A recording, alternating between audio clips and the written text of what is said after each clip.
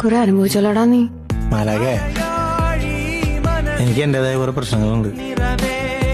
അതെനിക്ക് തുറന്നു പറയാൻ ആരുമില്ല. അങ്ങനെ ഒന്നിപ്പോ എന്റെ കയ്യിൽ നിന്ന് പോയി. അതിനിപ്പോ എന്ത് ചെയ്യാൻ പറ്റും? നിനക്കിപ്പോ ഒരു പൂ ഇഷ്ടപ്പെട്ടാ നീ എന്താ ചെയ്യാ? ഞാൻ വേറെ എന്ത് ചെയ്യാൻ? അത് വീട്ടിലേക്ക് പൊട്ടിച്ചുകൊണ്ടുപോകും. അപ്പൊ ഒരു പൂ ഇഷ്ടപ്പെട്ടാ നീ അതിനെ പറിച്ചെടുക്കും, ഉറപ്പല്ലേ?